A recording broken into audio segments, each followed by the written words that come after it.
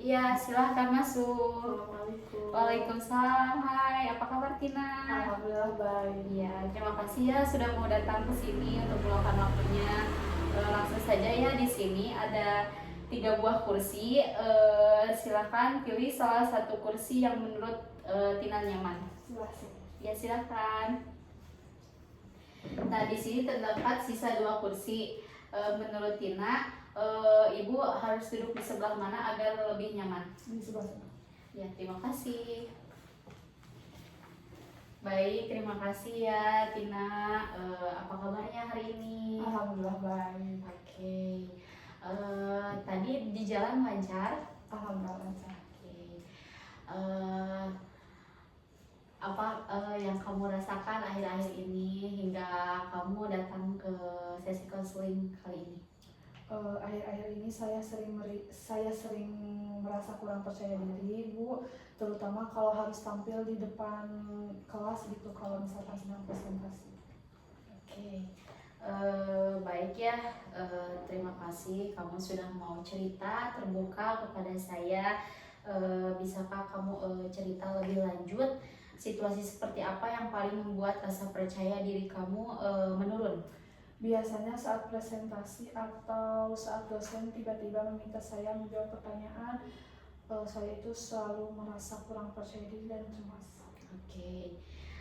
Jadi ketika kamu harus berbicara di depan banyak orang atau diminta untuk menjawab secara langsung, rasa percaya dirimu langsung menurun ya, seperti itu? Iya, terus juga jantung saya suka berdebar, pikiran jadi kosong, dan saya langsung ingin menghindar.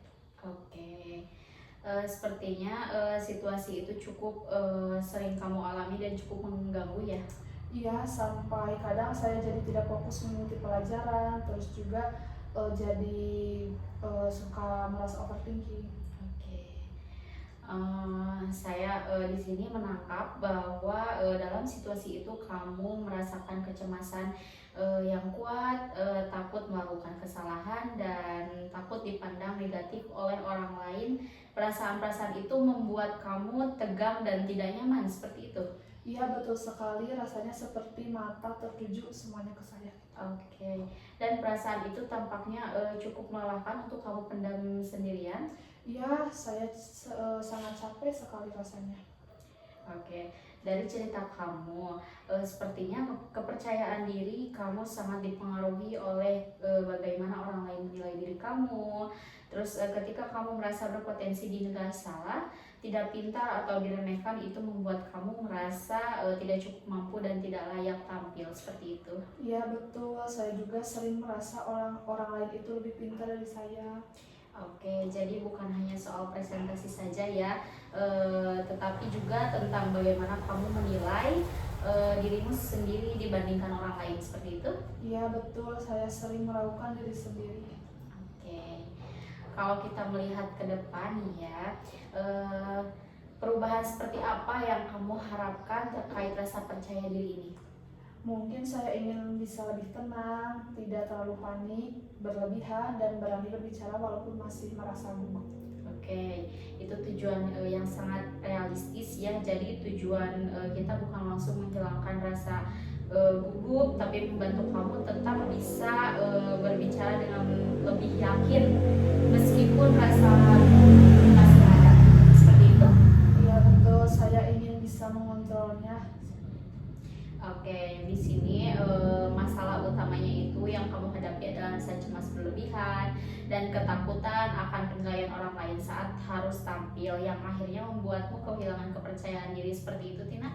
Iya, betul. Oke, nah kita bisa mulai dengan beberapa langkah sederhana ya, seperti mengenali pikiran negatif yang muncul, latihan pernapasan untuk menenangkan tubuh, dan mempersiapkan materi secara bertahap dan berlatih berbicara dari situasi yang paling aman terlebih dahulu, seperti itu ya, Tina? Ya.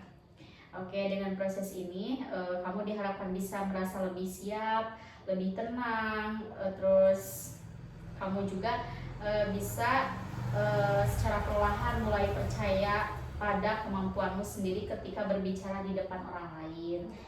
Nah, kamu juga memiliki sumber daya yang cukup kuat seperti keinginan untuk berubah, kemampuan belajar yang kamu miliki, serta dukungan dari teman keluarga dan lingkungan yang bisa kamu manfaatkan. Baik, kalau misalkan dijelaskan seperti itu, saya jadi merasa lebih optimis. Oke, baik, di sini saya akan merangkum hari ini ya. Kamu menceritakan bahwa kamu sering merasa cemas dan takut dinilai saat harus berbicara di depan kelas, yang membuat rasa percaya dirimu menurun. Nah, perasaan ini berkaitan dengan cara kamu menilai diri kamu sendiri dan membandingkan dengan orang lain. Tujuan kamu adalah menjadi lebih tenang dan lebih yakin ketika berbicara meskipun rasa gugup masih ada. Nah, kita sepakat untuk mencoba langkah-langkah kecil seperti latihan bernapas, persiapan bertahap, dan latihan berbicara secara perlahan ya. Kita akan melihat perkembangan di pertemuan selanjutnya. Apakah rangkuman ini sudah sesuai dengan apa yang kamu rasakan? Ya, sangat sesuai sekali, saya jadi merasa lebih dipahami. Oke, terima kasih ya kamu sudah jujur dan berani untuk berbicara kepada saya atau berbagi cerita-cerita tentang hari ini. Itu sudah menjadi langkah awal yang sangat baik untuk membangun kepercayaan diri. Terima kasih ya Tina sudah meluangkan waktunya untuk sesi konseling hari ini. Kita tutup ya. Terima kasih. Assalamualaikum warahmatullahi wabarakatuh.